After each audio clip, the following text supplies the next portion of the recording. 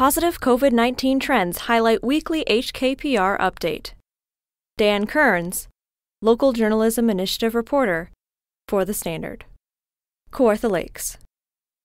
The Haliburton-Kawartha Pine Ridge District Health Unit is seeing some positive trends recently in COVID-19 data. Currently, as of press time, there are no active COVID-19 outbreaks at local facilities or establishments. Another exciting milestone and something we haven't seen for a little while, HKPR Medical Officer of Health Dr. Natalie Bocking said during a virtual press conference on Wednesday, June 23rd. On Tuesday, June 22nd, the health unit had a day where no new local COVID-19 cases were reported. This was the first time this has happened since March 23rd. I think these are all very positive trends. We're hoping they are trends and they stay this way. But certainly, some optimism as we're looking ahead to the summer, Dr. Bocking told reporters. On Monday, June 28th, the health unit announced the public could begin to register on a waiting list to receive a vaccination at the end of a clinic day. By providing their name and phone number, residents may receive a call to come to a clinic at the end of the day if vaccine doses are remaining. This is not a booking tool. Participants will only be called if there are extra doses available, an HKPR press release explained. In a statement, Dr. Bocking talked about how this gives another option for residents looking to get vaccinated. We know some of our residents are still looking to receive their first or second doses of vaccine, and we are hoping the standby list will provide another option for those individuals, she stated. There could be leftover doses for a variety of reasons. Our goal is to ensure that vaccine gets into someone's arm rather than have it be wasted. To register for this waiting list, go online to www.hkpr.on.ca. Last week, the health unit, like most in Ontario, saw a delay in their expected shipment of Pfizer vaccines. At this point in time, the delay in delivery is not anticipated to happen again. We're hoping that was a one-time occurrence, but you never know, Dr. Bocking said at the June 23rd press conference. Statement from Regional Chair John Henry on Canada Day. In light of the recent discoveries in British Columbia and Saskatchewan, and in solidarity and respect for Indigenous neighbours on Canada Day, I encourage all residents to take this time to reflect on our relationships, both past and present, with Indigenous peoples, and to move forward with reconciliation in our hearts, minds, and actions. The unacceptable truth is, there have been discoveries like this before, and there will be more discoveries in the future. I am grateful for the work Indigenous leaders are undertaking to search more former residential school sites, and we continue to stand in solidarity with the Indigenous peoples. As Indigenous History Month comes to a close on Canada Day, I am reminded yet again the time is far overdue to examine our relationships with Indigenous peoples and the lands we have the privilege to call our home.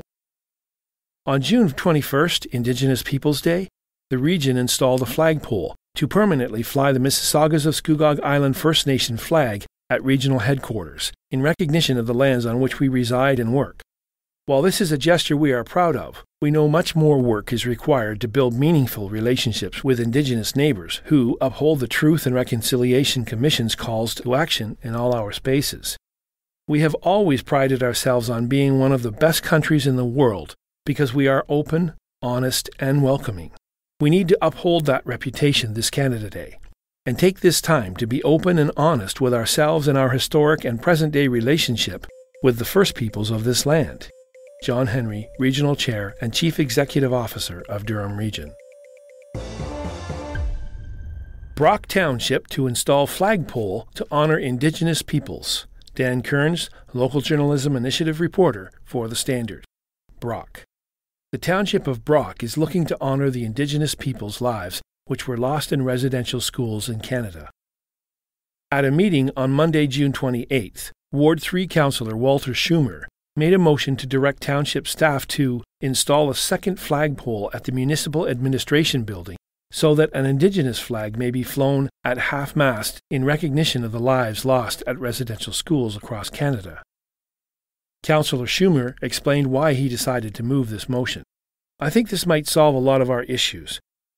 To have the Indigenous flag flown and recognized, I think the motion speaks for itself, he said. Councillor Schumer also suggested staff look into whether the township could fly 2 flags on their current flagpole. Ward 2 Councillor Claire Doble seconded the Ward 3 councillor's motion. I think it's really a good opportunity to honour the Indigenous lands which we sit on today, she explained. CAO Ingrid Svelness stated the township still needs to get direct on what specific flag should be flown on the flagpole. Councillor Schumer's motion was later approved unanimously. Ontario moves into the second step of the provincial reopening plan. Dan Kearns, Local Journalism Initiative reporter for The Standard. Durham, Kawartha Lakes. The province of Ontario is moving into the second step of the provincial government's reopening plan, sooner than originally scheduled. On Thursday, June 24th, the government announced the province would move into Step 2 of the roadmap to reopening on Wednesday, June 30th. Because of the tireless work of our healthcare heroes and the record-setting success of our vaccine rollout, we are able to move into Step 2 ahead of schedule on June 30th. With the support of our public health experts, Premier Doug Ford said in a statement, "We are proceeding safely with the reopening of our province and will continue to work around the clock until the job is done." Provincial officials cited the fact over 76% of the adult population has been vaccinated and the low recent COVID-19 case numbers in the province as reasons to move to the next step of this plan. Due to a continued improvement in key indicators, Ontario was ready to enter Step 2 of our roadmap, allowing us to safely and gradually ease public health measures while continuing to stop the spread of COVID-19. Health Minister Christine Elliott's statement read, "On Wednesday, June 23rd, Haliburton Kawartha Pine Ridge District Health Unit, HKPR, Medical Officer of Health, Dr. Natalie Bocking, stated the province should exercise caution before making the decision to move to the next step. From a public health perspective, we, as the medical officers of health across the province, have continued to urge some caution with the reopening, especially recognizing some of the unknowns related to the Delta variant we know is circulating in the province. As the total number of cases has continued to come down provincially, the proportion of cases identified or expected to be the Delta variant has increased. We know the Delta variant spreads easier than other variants, and we know one dose of the COVID vaccine is not as effective as preventing symptomatic illness from this strain of COVID-19 compared with the other variants," she explained. Under Step 2 of the reopening plan, outdoor allowed social gathering limits increased to 25 people, and indoor gatherings of up to 5 people are allowed.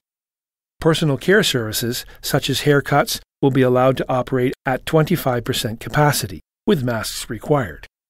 Outdoor dining limits will increase to up to 6 people per table. Indoor religious services, such as weddings and funerals, will be allowed to operate at up to 25% of the room's capacity. Outdoor non-contact sports will also be allowed. The health of your hands influences the health of the rest of your body. By Tina Y. Gerber. Just as the rest of your body feels the effects of getting older, several changes can happen in your hand functionality. The hand is composed of many different bones, muscles, and ligaments, which allow for a large amount of movement and dexterity. There are 3 major types of bones in the hand itself: phalanges, metacarpal bones, and carpal bones. The palms and undersides of the fingers are marked by creases and covered in ridges, called the palm prints and fingerprints, which improve tactile sensitivity and grip. Many common hand problems, such as arthritis, can interfere with activities of daily living. It can occur in multiple areas of the hand and wrist and is very painful. It is especially common in places where you've had breaks, sprains, or fractures. Over time, arthritis can lead to swelling, loss of movement in your bones, joints, and muscles, which will affect your coordination, stability, and balance. Rheumatoid arthritis is a condition which attacks joints throughout the body and commonly affects the joints and surrounding tendons of the wrist and fingers. It can cause joints to become swollen, painful, and deformed. Osteoarthritis is one of the most common forms of arthritis in the hand. It can develop in one of 3 places: the base of the thumb, at the end joints closest to the fingertip, or at the middle joint of a finger. We use our hands in particular for many things like opening jars, tying shoelaces, knitting, writing, praying, and driving. It is hard to do much of anything without them. But as we age, our hands can get weaker and less flexible. It is important to keep them in good shape. After the age of 65, this condition can make everyday tasks harder. If your grip gets weaker, it's probably due to arthritis, brittle bones, or muscle loss. If it happens suddenly, it could be from diabetes, heart disease, or high blood pressure. Even anxiety, stress, or having too much caffeine can be a factor. Active tremors can happen when using your hands, or you may experience passive tremors when your hands are at rest. Age-related deterioration or chronic hand pain should always be discussed with your doctor. Doctors are able to administer tests, x-rays, and examinations for a comprehensive diagnosis. Some seniors may experience hormonal changes, along with a general decrease in use and malnutrition. This may also contribute to a weakening in the functionality of the hand. With continued exercise and a healthy diet, seniors can maintain both bone and muscle strength, as well as manual dexterity and mental stamina to keep their hands moving. In the Bible it says, in Acts 20, verse 34, "You yourselves know that these hands of mine have provided for my own necessities and for the people with me." Take care of your hands, and they can take care of you and the ones you love. The Standard Podcast was produced by Greenstream Studio for the Standard newspaper.